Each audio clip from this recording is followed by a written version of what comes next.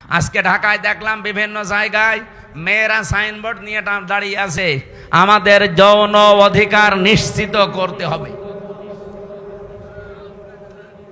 এই যে নারী কমিশনে যারা আছে এই মানুষগুলো একে একে মহিলা বলা যায়?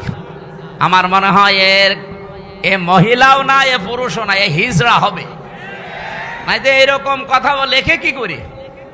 318 পৃষ্ঠা আমি পড়েছি ওদের ওই কমিশনের পুরা বইটা, সবগুলো ইসলাম বিরোধী এবং ইসলামের বিপক্ষে একেবারে ডাইরেক্ট অ্যাকশন নিয়েছে।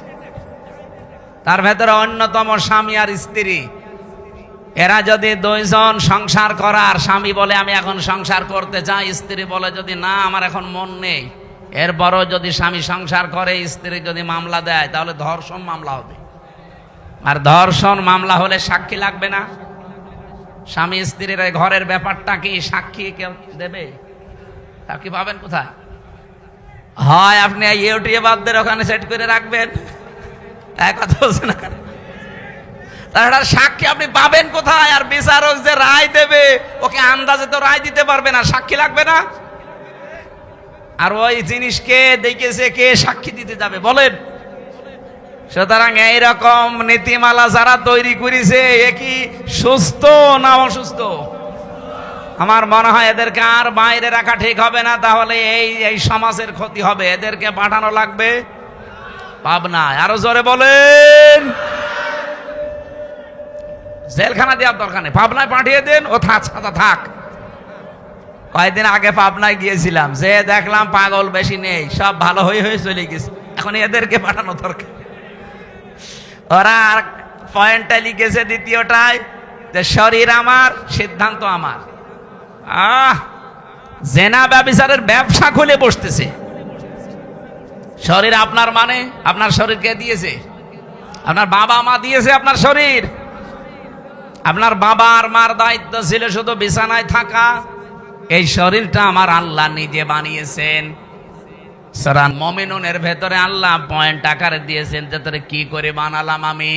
সুম্মা খালাকনান নুতফাতান আলাকাতান ফাখালাকনাল আলাকাতা মুদগাতান ফাখালাকনাল মুদগাতা ইযামা ইলা আখিরি আয়াত।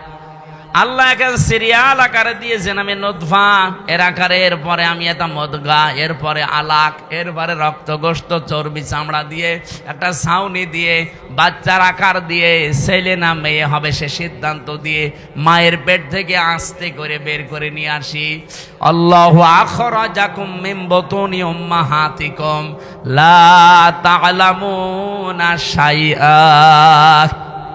এই আয়াতগুলো পর্যালোচনা করলে দেখা যায় পুরাটা আল্লাহ পালন করেছে, বাকি শুধু সিস্টেমটা আমার আল্লাহ, যেহেতু মার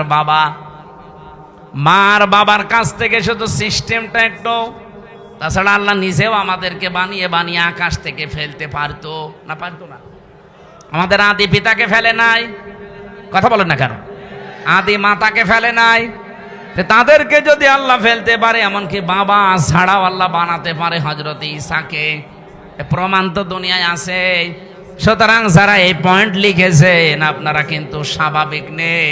আমার মনে হয় তারা মেয়াদ উত্তীর্ণ গাঁজা খায়। মেয়াদ আলা গাঁজা খেলে তো এত নিছেন, আমার কথা না। দেহ আমার, সিদ্ধান্ত আমার। আবার এক মহিলা লিখেছে ব্যানারে যে আমার চামড়া আমি দেব। ওরে শয়তান! এগুলো কি মানুষের কাতারে পড়ে? তৃতীয় নাম্বারে পয়েন্টে ওরা লিখেছে যে যৌনকর্মী যারা, তাদেরকে শ্রমিকের মর্যাদা দেওয়া লাগবে। আমার এই পয়েন্টটা পড়ার পরে মনে হচ্ছিল, আল্লাহ যদি বাংলাদেশে কোনো ডাকাত বলে, ইউনূস সাহেব আমাদেরকেও কিন্তু মর্যাদা দেওয়া লাগবে শ্রমিকের, কারণ আমাদেরও কষ্ট কম হয় না। ডাকাতি করা কত কঠিন! গাছ কেটে কাঁধে নিয়ে রাস্তায় ফেলে গাড়ি দাঁড় করিয়ে এত বড় ছুরি সামনে নিয়ে দাঁড়ানো লাগে। এখন বলছেন এখানে, আমি তো নিজে দেখেছি, কয়বার ডাকাতের হাতে পড়লাম। একবার পড়েছিলাম সাতক্ষীরায়, বিশাল এক গাছ কেটে 8-9 জন কাঁধে করে রাস্তার মাঝে দিয়ে গাড়ি থেমে গেল, সবার পেছনে পেছনে বড় বড় ছুরি। আমি তো কাঁচ খুলে দেওয়ার পরে দেখি মুখ বের করে কয়েকজন মুখ বাঁধা। আমার টাকা পয়সা চা, আমি আগেই বের করে বলছি নেন। বলছো হুজুর আপনার টাকাও নেব, আল্লাহ মাফ করবে।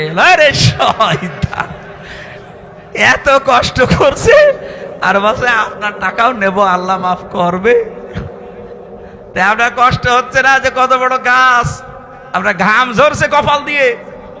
এখন ওরা যদি কালকে থেকে আওয়াজ তোলে যে ডাকাতি করতে কম কষ্ট না, আমাদের শ্রমিকের মর্যাদা দেওয়া লাগবে, এ পর্যন্ত থাকলেও কিছু বলতাম না।